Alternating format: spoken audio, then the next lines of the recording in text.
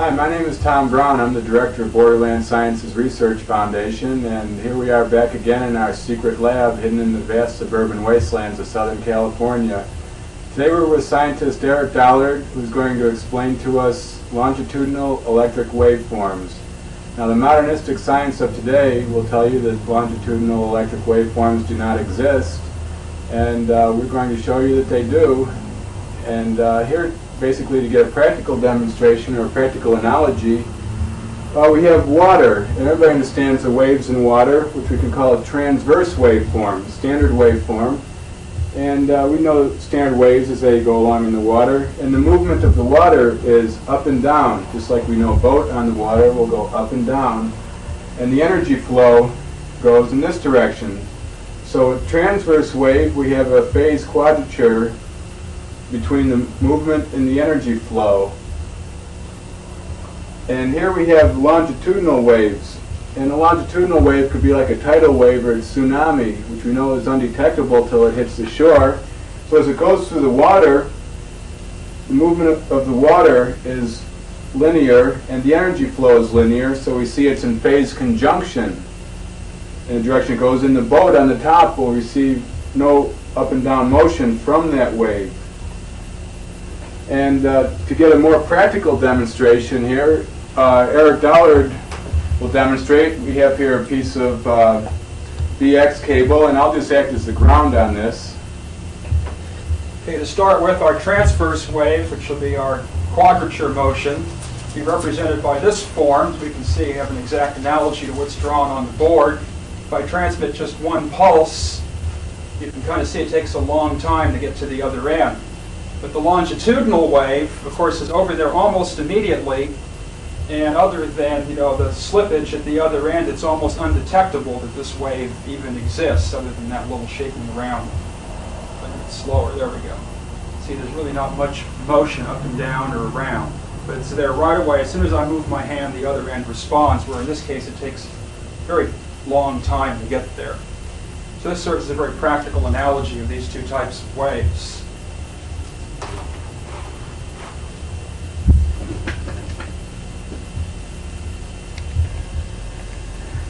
Okay, as to carry our analogy further here, if we drop a stone in the water, we'll produce both types of waveforms in the water. Now we know the transverse waves form concentric rings which propagate out.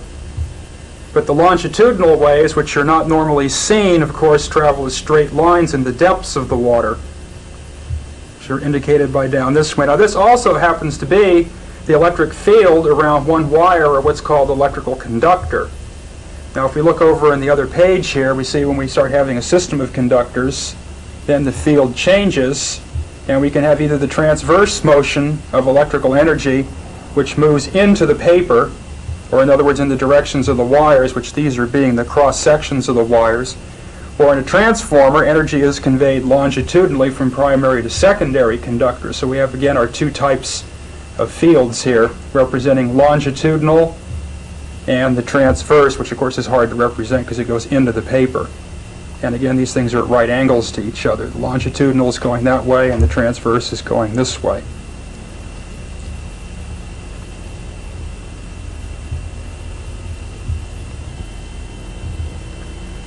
Okay, these lines that we see on the paper that we've represented as our wave fronts, in actuality around this system of conductors, represent what are called the dielectric fields of induction and the magnetic field of induction. Now in general, the magnetic fields of induction are concentric rings, as indicated by the dark lines here. Dielectric field of induction are usually radial lines, as indicated by the dotted lines. So in general, the dielectric field is conducive to the transmission of longitudinal forms of energy, and the magnetic fields are conducive to the transmission of electromagnetic or transverse forms of energy. So we might say that our transverse waves are called the electromagnetic waves, which has become the standard terminology.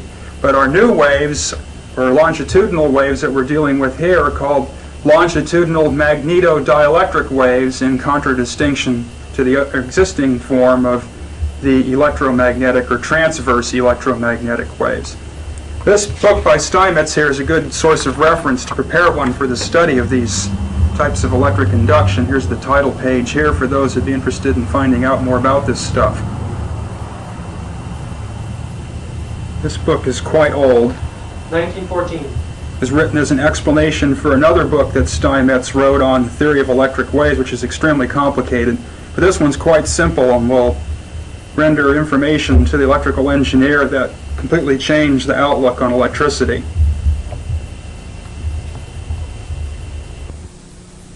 In our study of electric waves, we're going to start with the well-understood transverse electromagnetic wave, and we're going to do some measurements here to determine the characteristics of such waves. To start with, we'll have a radio frequency generator and a step-down transformer to drive a long section of coaxial cable, and then a high-impedance bridging voltmeter to measure the rise of electric potential due to resonance at the distant end of the cable. Now we'll go over to our test setup here on the bench. And we have our radio frequency generator and our transformer, which is a little toroidal core inductance. And then we have a roll of just regular coaxial cable and the high impedance voltmeter. Now what's going to happen here is a series of impulses, alternating electric impulses, will be produced by the radio frequency oscillator and launched down the cable with a finite propagation velocity. These impulses will travel around in the cable, reach the open circuit at the end of the cable, turn upside down, and reflect back, and again be delayed and return to the oscillator. When the impulses of the oscillator frequency are such that they match the time of propagation delay produced by the propagation of electricity down the cable, when this inverted impulse comes back from reflection, the oscillator has gone through 1/2 of a cycle, and it also is producing an inverted impulse. So these two inverted impulses add, and a double impulse goes back down the cable, turns right side up when it gets reflected, comes back to the oscillator. The oscillator has gone through another 180 degrees of shift and is producing a right side up impulse to match the reflected inverted, or now right side impulse. And this process keeps on going on until the voltage rises to a level where the losses of the system prevent any further increase. So what we're going to do is we're going to sweep the frequency here and find the resonance point of this cable to determine propagating velocity. Now, as you can see on the voltmeter here, we have a definite peak. So I'm swinging an oscillator. If we go to roughly our half voltage points, we find we have a bandwidth of about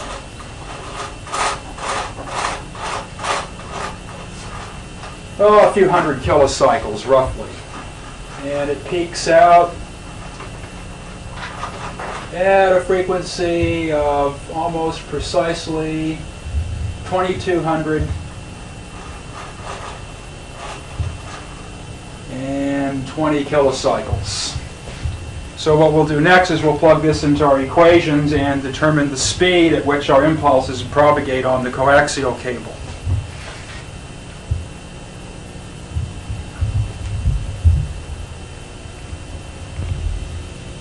In reviewing our test data for our transverse electromagnetic wave of electric induction, for a TEM coaxial cable RG62, which is the cable type we use, transmission impedance 93 ohms, total length of cable 2,750 centimeters.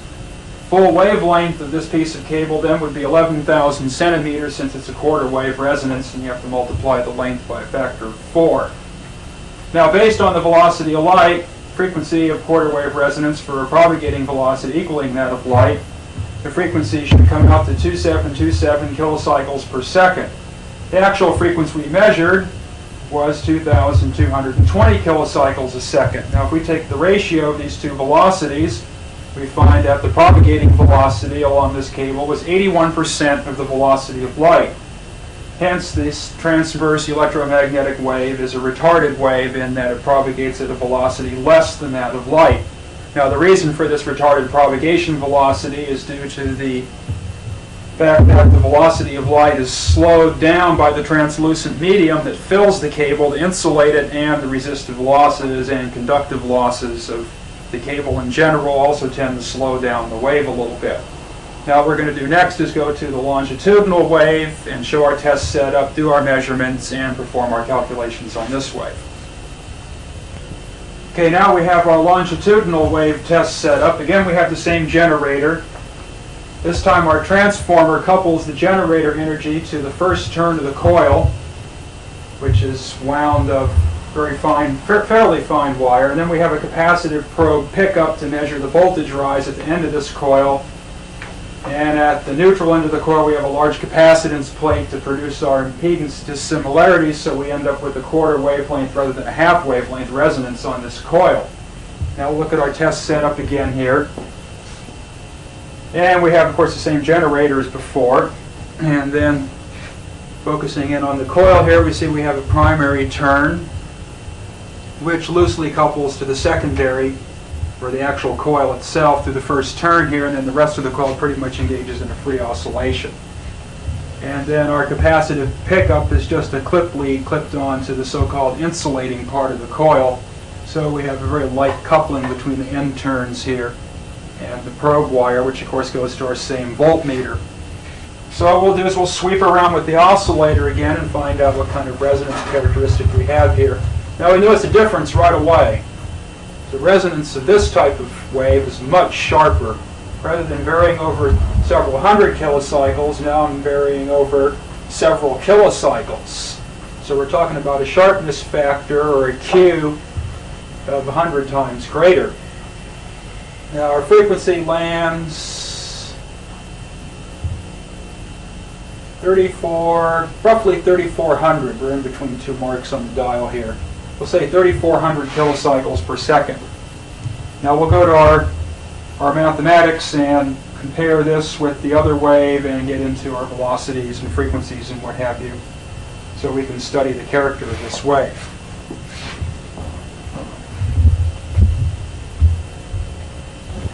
Okay, covering the test data here for a longitudinal magnetodielectric wave, our LMD wave structure was a Tesla extra coil. Transmission impedance of this was 4,200 ohms. Wire length, again, is 2750 centimeters to make it analogous to our roll of coaxial cable. And again, the full wavelength would be 11,000 centimeters.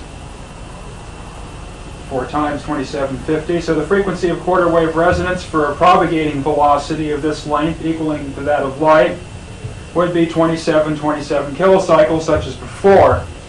Our actual frequency measured, of course, was 3,400 kilocycles per second. So taking our ratio of frequencies or velocities gives us a velocity of 126% of the velocity of light.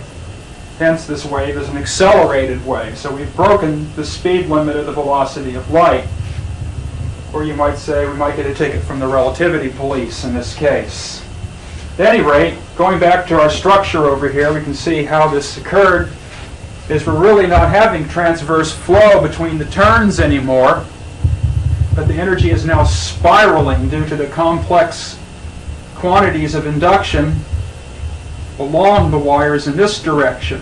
So we have a spiraling wave around the coil, and this gives us an effective velocity exceeding that of the velocity of light. And this shows a very fundamental error in many texts which give the method for calculating the resonant frequency of a free oscillating coil or a Tesla coil as being related to the velocity of light. So clearly we have to develop a new system of equations to describe this. Now what we're going to do next is build up a system of analog computers where we can study these waves a little better. With the coaxial cable, obviously we'd have to cut the cable open and stick probes inside to make measurements. In this case, focusing in on the voltmeter, when we use the longitudinal resonance structure, the thing is very sensitive, as you can see on the voltmeter, to any type of changes around it. So if you try to get in there to measure it, you can see by me bringing my hand near the coil that a definite shift out of resonance occurs in the meter. And as an example, I'll keep my hand very close to the coil and find the new resonance peak, and it's gone down about 30 kilocycles just by bringing my hand within 3 inches of the coil. And of course, I bring it away, I have to rehunt for the new resonant frequency. So we'll show you how these waves exist in their analog form, and Tom Brown will give you a brief introduction on the relation between the analog computer and the digital computer, and why we have to use analog computers for the study of these waves. And this will constitute part 2 of this videotape.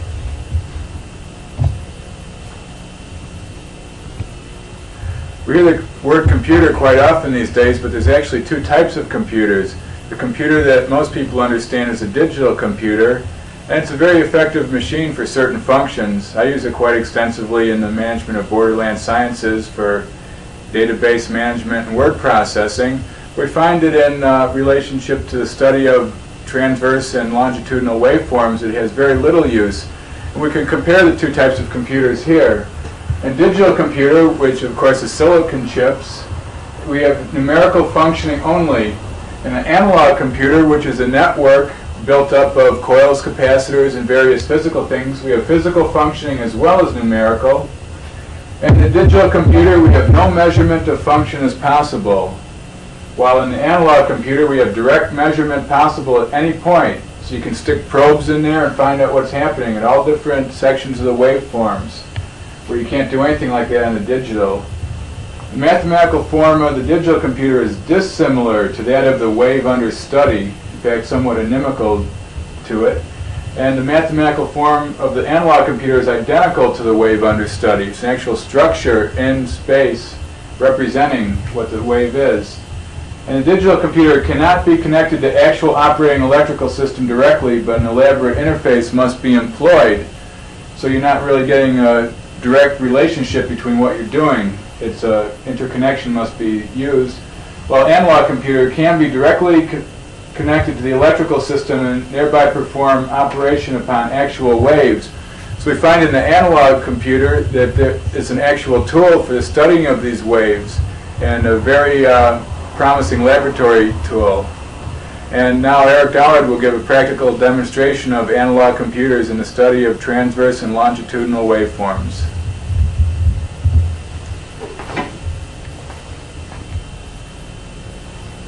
In our analog study of electric waves, we'll start with an element of what we've been working with, which should be one pair of wires. And we'll call this the element of transmission, a differential element, as indicated by this symbol here, of an elemental length, which either be 1 centimeter, 1 inch, 1 foot, or 1 light year, depending upon what you want to take as unit length. So this is a little slice of the transmission section. This can be a little cut out of 2 wires of the coil, or it could be the center wire, this being the shield around the coax. The direction of longitudinal flow in this element will be in this direction, and the direction of transverse flow of this element will be in this direction. And we can see these 2 flows occur at right angles to each other. And in the case of the Tesla extra coil, they'll perform a complex addition, and we'll end up with a spiraling wave going up around the coil. Okay, now our analog of the magnetic field of the wires can be a pair of inductance coils, filter chokes or radio frequency chokes or transformer coils, or anything that has the ability to store and return magnetic energy. The analog of the dielectric field will be a pair of capacitors. And these can be any form from mica to oil, depending upon exactly what you want to do. Now when we combine these 2 together, then we have the analog of the complete transmission element. And in either case, the energy can go this way or it can go this way. And we have one element here of our analog transmission. And we have some radio frequency inductance coils of 10 millihenries, and we have some high Q pulse capacitors of 0.047 microfarads. This constitutes one element of transmission. And of course we can propagate either longitudinally or transversely, and we're going to stack these elements up to symbolize and synthesize these 2 forms of waves, and then we're going to get in there with some rather unique detectors and some conventional detectors, and even use our fingers and determine exactly what's going on with these things and see how this correlates with our previous measurements of actual transmission structures and not their analogs. And then we'll finally conclude with some practical applications for these devices in the transmission of electrical energy and industrial scale, and also the use of producing musical sounds and some other things. So we'll move on to our next part here, combining these elements and performing our measurements. So we'll review our test setup here. What we have, we've taken our element that we've shown and compiled these in series to produce on the workbench effectively 31 miles of transverse electromagnetic transmission line. This might be the power line between the substation and load, or it might be a telephone line connecting two towns together. We have our audio oscillator. We have a stereo power amplifier hooked up for mono, and that is our generator, and we've left the end of the line open circuited, so we're dealing with a quarter wavelength similar as before. Now we have a probe for detecting magnetism, and we have a probe for detecting dielectricity. Coming to the workbench here, we have our audio oscillator. We have our power amplifier, which basically this constitutes our generator. Our magnetic detector consists of a thermomilliamp meter that has a small filament in it that gets hot when current flows through it, and then the temperature of this is measured with the thermocouple and produces a scale on the meter. These are usually considered true RMS meters, and our actual sensor here will be a little ferrite loop stick from an AM radio, and that'll pick up the magnetism. What will pick up the dielectricity will be a plasma detector, which is just a little neon bulb in this case. When we go to longitudinal waves, of course, many more possibilities will be happening, but with the transverse neon bulb is about what works. So what we're going to do is find our resonant frequency here. So the probe. Show the whole transmission line that we're going to test. Oh, right. Also, we want to see our transmission line here. We can get that on the video. There we go. Step behind it. You can lift it up. Hold it up.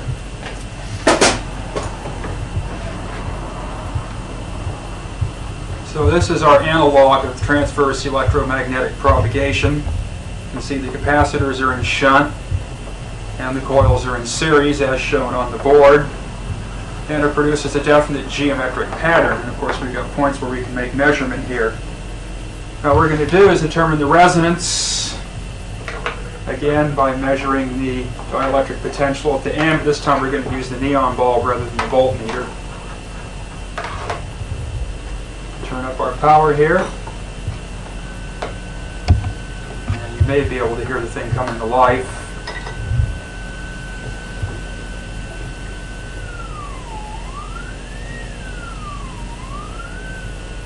Right about there is our resonance point.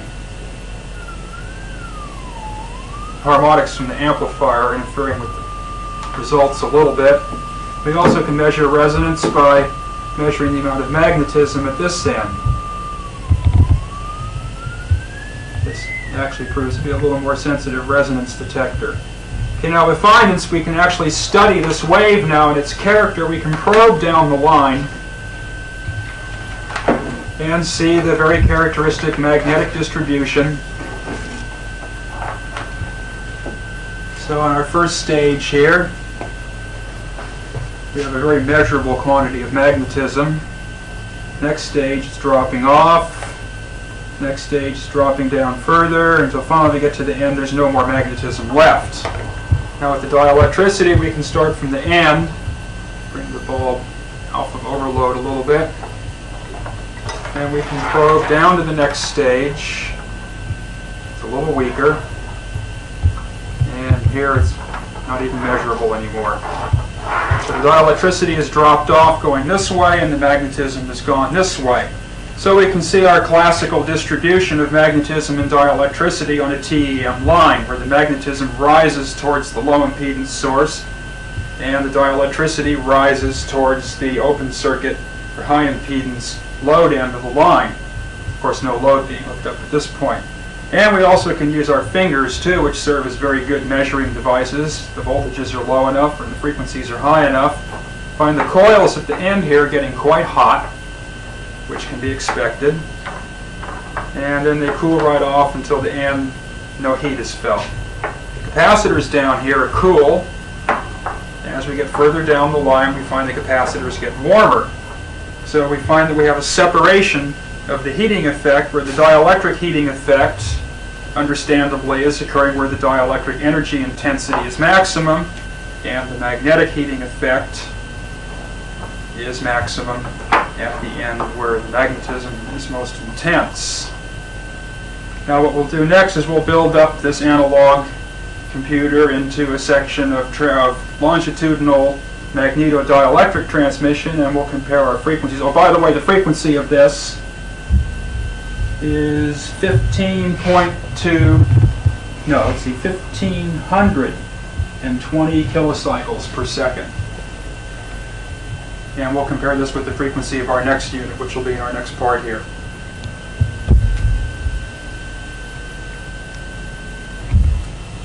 Okay, our test setup again. We've taken our element and rotated it 90 degrees to give us longitudinal rather than transverse flow, but of course still using the same components in the element. We have our same amplifier. Oscillator arrangement, the amplifier is producing about the same amount of power as before, but now our distributed line looks like this, and it's a quarter wavelength long, meaning that we have our low impedance, high impedance. Now the length that this symbolizes is indefinite by conventional terms because this represents wave propagation in counter space, something that's little understanding of exists. The propagation in counter space would be measured in per mile or per centimeter, so we have to figure our length on that, and so little knowledge exists on that right now that we can't give a definite figure. But we can take precision measurements and determine exactly what's going on here. So right now our oscillator is at 3600 kilocycles. That was our resonance point. I'll put the neon bulb in the end here. Hold our line up so you can see how it's constructed. You can be more careful now because it's much more intense, transverse than longitudinal mode. Okay, we'll do our sweep here, and you can see the resonance is extremely sharp on this. I just barely move the dial and it goes out, and the activity is so high that now it'll even light a fluorescent lamp with the same amount of power. So as you can see, I only need one wire at this point, where before I had to connect up in conventional electric circuit fashion. And again, reminding you, this is the same amount of power. So we can see the oscillations are much more rapid, much more intense. Now let's study this like we did before. Let's start by seeing what our magnetism looks like. So we'll start down on the bottom here. We don't get too much indication. And it goes up there fairly well. It's quite intense there. And here I don't even dare bring the thing up or I'll burn the meter out. So we see in contradistinction to before, the magnetism is rising towards the open circuit, something that doesn't normally occur with conventional electric waves. Now we'll do the dielectric part. And of course you're probably seeing interference in the TV screen, and of course that's, if you've seen the other videos, is characteristic when we start to deal with longitudinal waves, as they propagate quite well through space. Or in this case we might say counter space. And we can see the dielectricity drops right off. Now for comparison, I'll put the neon bulb right across the line. And you can see it's just brilliant. I don't dare keep it there. It'll be gone in a second. And we get quite a spark off the end of the thing too. So for the same amount of power, this thing is operating at a much more rapid rate, much higher efficiency, and we can do a lot more things with it. And we'll do our heat check again, see where the heat's coming from in here. Feel our input coils, relatively cool. The input capacitors are quite hot. Go down the line here, capacitors are cooling off, but the coils are very, very warm here, this end. So now we have the situation where the heating effect is turned around from where it was before. Now the dielectric input capacitors get hot, and the magnetic output inductors, or more appropriately in this case inductors, are getting warm. So we have quite a few differences here. Now what we'll do next is we'll do some quantitative comparing these differences, and then we'll do a few novel experiments and give some ideas for the experimenter to work with this on his or her own. In reviewing the results of our experiments, we find that the transverse electromagnetic, or TEM wave, produced these following observable effects. We notice that the capacitors, or dielectric inductors more properly, at the input were cool and at the output were hot. and the magnetic inductors at the input were hot and at the output were cool. The magnetism piles up at one end and the dielectricity piles up at the other end. We found the oscillations to be rather slow and rather weak. With the longitudinal magnetodielectric, or LMD wave, we found that the magnetic inductors at the input were cool, but at the output were hot. And the dielectric inductors at the input were hot and the output were cool, which is very interesting because the dielectric conductivity was more intense at the output, but that part remained cool. The magnetism and dielectricity piled up at both at the same end. The oscillations were quite rapid, as you can see, by a very significant factor, and the oscillations were strong enough to produce small electric shocks when handling the bulbs, and the bulbs lit up to brilliance way beyond their maximum power handling capability. And both of these tests were done with relatively the same amount of power, about within the range of 15 to 20%. We don't have a high-frequency watt meter to measure this right now. So in comparison, the transverse electromagnetic energy wave, the magnetic and dielectric energies are in space opposition, in that they are at opposite ends of the apparatus. The longitudinal magnetodielectric wave, the magnetic and dielectric energies are in space conjunction, which goes totally against the law of electromagnetism, which says these two energies always must be in quadrature in time and in space, but in here we find that they occur together. And comparing again the TEM, magnetism was hot, the dielectricity was hot. In the LMD, the magnetism was hot, and the dielectricity was cool.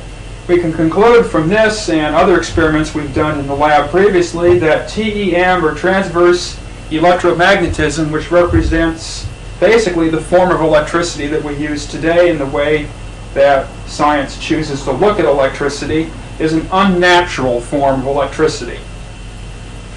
Whereas in the longitudinal magnetodielectric, the energy is a natural form, the way electricity naturally wants to exist. And if we go through the old text, we find that dielectricity used to be called electricity and is often still erroneously known as the electric field, which somewhat stands to reason because it's the origins of electricity. Now what we're going to do is we're going to build up an interesting little detector here and show some things that can be done with this network. And one thing I'd like to point out for those that like to build practical things is these networks, the longitudinal magnetodielectric networks, can produce, as was seen, very high voltages and serve as good alternating current voltage multipliers. And without building large Tesla coils or anything with considerable amount of windings on them, you can produce extreme voltages and all the effects that you get with Tesla coils, such as one-wire illumination and bizarre transmissions of interference into the TV camera, and all these things that you normally only see with the Tesla coils. So we find that this analog computer, the LMD wave, is the analog of the most important wave in the Tesla coil, and we can get a lot of the effects that we would normally get with the Tesla coil with this a simple coil capacitor arrangement. We find with the TEM, as the dielectric induction builds in intensity, it's always fully across each capacitor, which of course causes the capacitors to fail at the output end, and you can never get high voltages. Same thing with the two-wire transmission line. If you try to get it to resonate, obviously the wires are going to flash over at the output. Or with the LMD wave, the capacitors are all staggered in series, and they're not going to break down due to overvoltage because each one is sharing the load. And that is the important discovery of Nikola Tesla for the production of his high voltages, was the fact that the voltage appeared as a small quantity across each turn and didn't cause flashover between the turns, so produced infinitely higher voltages than was possible with parallel wire transmission lines. The next thing we're going to show is a combination of, you might say, an orgone detector and a Farnsworth multipactor tube connected to this, and show some interesting effects. And then we'll get into a few more practical applications, and that'll wrap this up.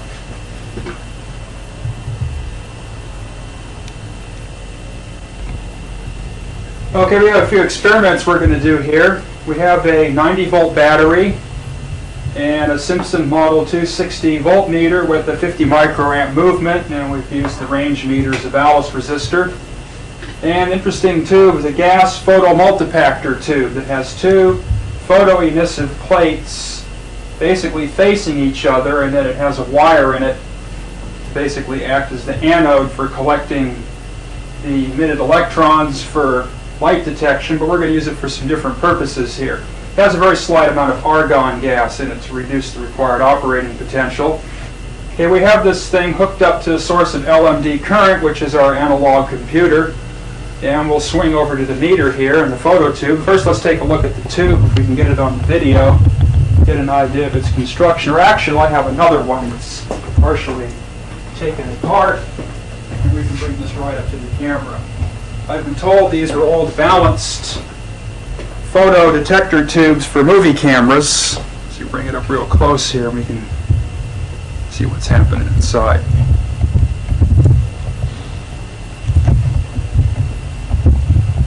We can focus at that range. There we go, we got it. You can see there's two, let's get a little better focus there. There we go. You can see there's two photo plates. Turn the tube around, which are semi-facing each other, which is different than your normal photo tube construction because usually you only have one plate. In this case, the anode wires are in the back, and those are photoemissive surfaces too. Why don't you bring the thing way up into macro here? Bring it way up close here. It won't focus. Okay. You're in the macro. There we go. You can take a look at the inside of this. See, there's the two silver cesium plates. And then the anode wire is barely visible. It appears more as a shadow, but there's two anode wires basically right there that go up to collect off of these plates. So it's a completely balanced arrangement. We're using this as a Farnsworth multipactor tube, and the anode wires typically are not used except for as a remote source of excitation. So we'll go back over to the setup here. Now, we've been doing a lot of experiments to build a detector of bioenergetic fields, or what some people would call an orgone detector. We haven't done anything solidly conclusive yet, but nevertheless we are getting readings and responses. So the apparatus is brought to a power level to keep this thing operating at the necessary threshold. I can pick this photo tube up, and of course when I shine the light on it, it tends to move around and respond. When I put my hand on it, you see the meter jumps right up. So we're getting close to what we want here. We have to work more with thresholds and build our own tubes, but of course we're working all with junk parts. By the way, these parts are all found at ham fests and in surplus stores and garbage cans, and sometimes you can find the stuff laying in the middle of the street if you're lucky.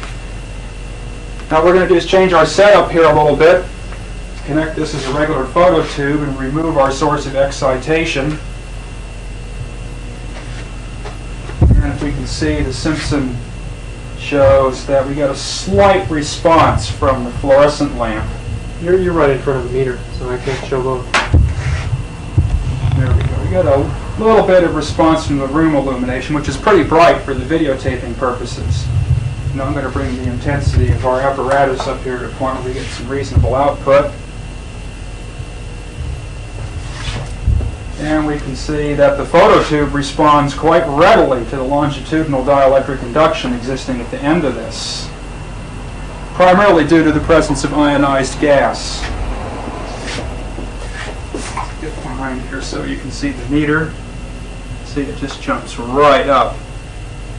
Even though the illumination by the gas in there is barely visible, and of course I have a big 750 watt bulb hanging right up there in the ceiling, and that produces hardly any output at all. Now we'll go back to the board and do a little brief description of what multipactor action is all about. This was something discovered by Philo Farnsworth around 1930. He developed a whole series of tubes based on this principle that eventually led to practical nuclear fusion.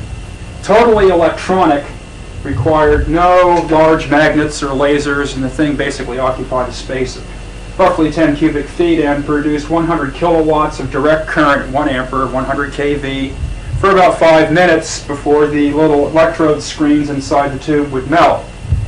Going back to the original photo multipactor, what happens is something will dislodge an electron from the plate, which will fly off and then be attracted to the other plate. little high-frequency oscillations of the wiring will produce jittering. Now this electron flies off, hits the other plate, will knock more electrons off, which will fly around, go back to the other plate, and knock more electrons off until eventually you can build up very powerful UHF oscillations with these things. The reason Farnsworth developed this tube was at the time the tetrode vacuum tube had not been developed yet. And being Farnsworth was in the process of inventing television at that time, he needed very high gain, high impulse response, or you might say wide band amplifiers, and he just couldn't get that out of the old triodes. So he decided to abandon the hot cathode grid tube completely and came up with this photomultipactor tube, which now in its final form that's available to us today is known as the photomultiplier, which many people are familiar with and forms the heart of every television camera. Television camera tube, of course, being invented by Farnsworth, as many know. Our dielectric induction detector was basically this down here, using this multipactive process to provide roughly a gain of about 60 to 70 decibels, so that the slight amount of ionization produced by the induction produced a significant response on the meter. Now, of course, we hook this to a tank circuit tuned to the appropriate transit time frequency. This effect will be magnified even more, and gains of 120 decibels are possible with a single tube. Now we'll get into some maybe practical connections of this circuit and a few other things, and that'll be pretty much it for this demonstration.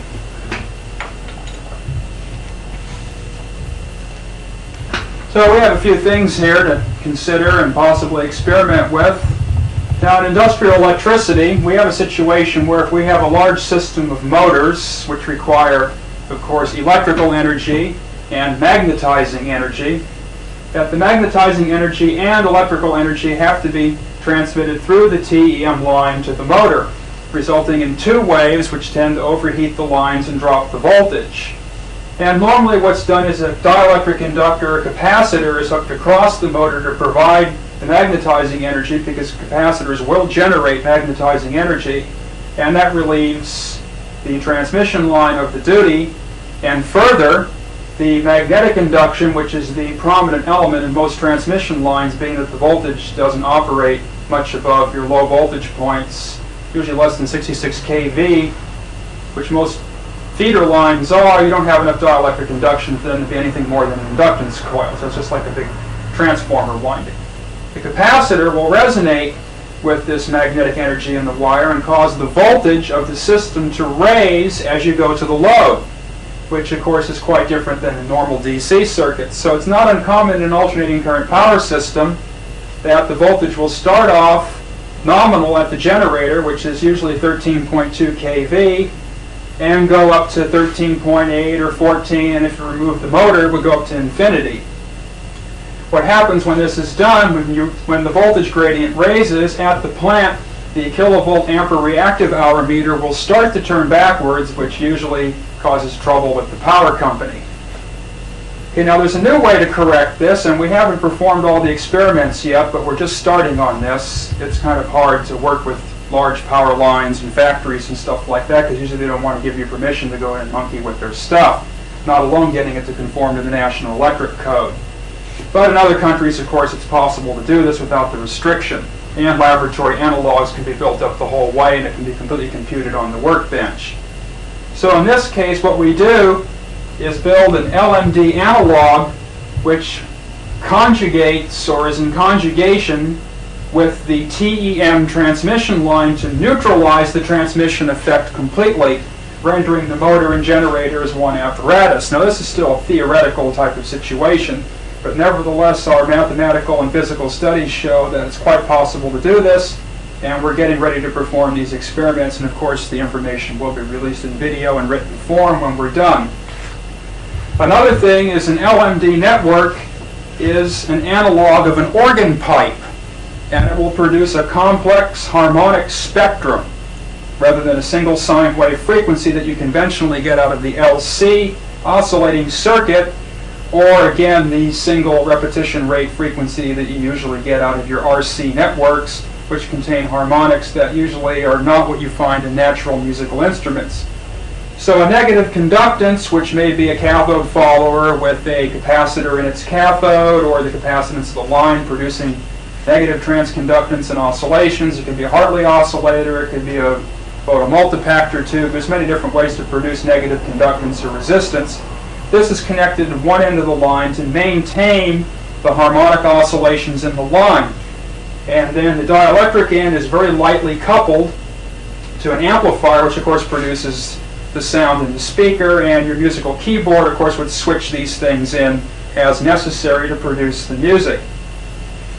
So these are some things that the experimenter and the industrial engineer can consider in using these things for practical advantages, and of course they do produce very high voltages and Tesla coil effects without the high frequencies and interference with other services, which of course would get one in trouble with the FCC.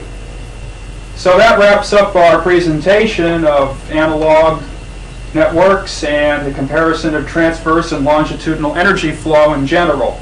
And I'll turn you back over to Tom Brown, Director of Borderland Sciences, to give a conclusion on our... Thank you, Eric, for that very practical demonstration of the difference between transverse and longitudinal waveforms. Something that you brought to the lab bench, and now we can understand it in very real forms, and the experimenters around the world can try these things for themselves and thereby carry on the works of Nikola Tesla, Charles Steinmetz, Philo Farnsworth, and of course yours, Eric. We must point out here, Eric, that on this date here, January 25th, 1988, here we see Eric going to a cloud of dust. He's been found in violation of the universal speed limit of 186,000 miles per second. But as we know, this speed limit has been set by modernistic science, which has gone into realms of abstraction far beyond the practical realities of actual work in the lab. So we just want to thank you for watching, and we wish all of you out there good day and good science.